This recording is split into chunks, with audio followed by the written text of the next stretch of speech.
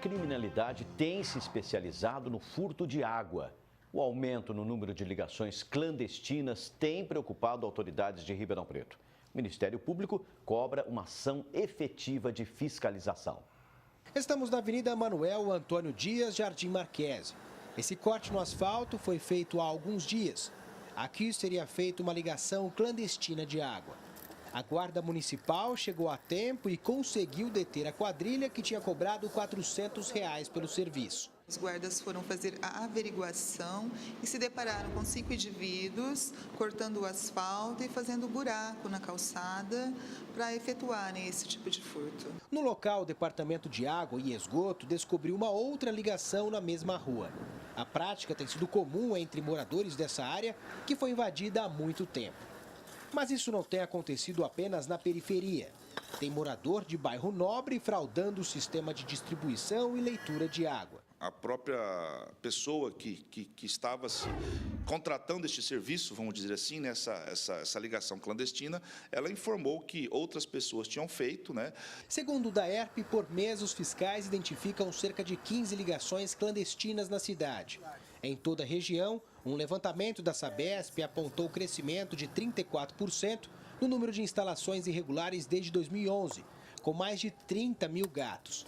E essa situação pode ser uma das causas de um problema antigo aqui em Ribeirão Preto, a falta d'água.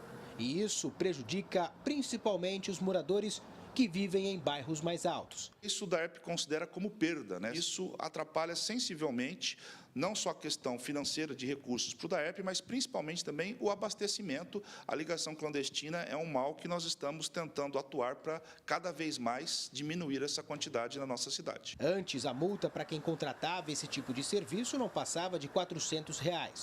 Hoje, quem for flagrado se beneficiando de uma rede clandestina pode pagar cerca de R$ 3.800. Além disso, pode ter ainda um problemão com a justiça. Se ela compra um serviço de ligação direta na casa dela, onde não há nenhum hidrômetro que possa mensurar o quanto ela está gastando, o crime é de furto. Agora, se o serviço contratado consiste numa fraude para a pessoa pagar menos, aí ela vai entrar no crime de estelionato. As pessoas que, por sua vez, estão vendendo esses serviços podem estar dentro do crime de associação criminosa. Os 4 detidos do Jardim Marquese passaram por audiência de custódia, entre eles uma professora. Segundo a polícia, ela teria solicitado a instalação da rede. Para o Ministério Público, o furto de água é um caso amplo e merece fiscalização rigorosa e ações de prevenção da Prefeitura. Infelizmente, a criminalidade vive disso, dessas situações de arroubo, de insensatez. O que se precisa mostrar é exatamente a adoção de mecanismos eficientes, tanto de repressão, mas principalmente de prevenção.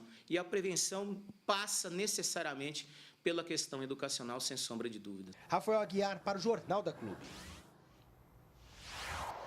Agora ao vivo, Thaís Mantoni traz mais informações. Thaís. Pucci, quem fala comigo sobre esse assunto é o Marcos Paulo Candeloro, que é cientista político. O furto de água está cada vez mais comum na cidade. Boa tarde. Boa tarde, Pucci, caros telespectadores. Surpreendentemente, é cada vez mais comum e engenhoso o furto de água, além de lamentável, claro. E grupos criminosos estão se especializando nesse tipo de crime. Como a administração municipal deve se organizar para combater essas ações? Na realidade, passa por 2 pontos. O primeiro deles é a gestão do DAERP. O DAERP, na realidade, precisa se modernizar e há muito tempo, inclusive nos aspectos de fiscalização. O segundo ponto é o Poder Executivo, a fiscalização da Prefeitura Municipal, agir com mais rigor, com mais força perante esse tipo perante esse absurdo, não é? Furtar água é o cúmulo do absurdo. E nesse caso, nós vimos que uma professora contratou o serviço ilegal. Isso fica mais preocupante ainda. Com toda certeza. Olha, um dos maiores frasistas do Brasil, da história brasileira, foi Nelson Rodrigues. Ele costumava falar que subdesenvolvimento não se improvisa. Subdesenvolvimento é algo que se constrói ao longo de séculos. Nós estamos colhendo o que plantamos. O fato dela ser a professora é só mais um ponto, é só mais um tempero nesse absurdo que é o furto de água. E esses pequenos delitos mostram que, apesar de todo o clamor popular para o fim da corrupção, o problema está longe de ser solucionado. Com toda certeza. Nelson Rodrigues também falava que o brasileiro é um feriado. E é verdade, porque nós não percebemos, a população não percebe que são esses pequenos delitos o início, a faísca para aquilo que nós vemos em Brasília, para aquilo que se passa no cenário da política nacional.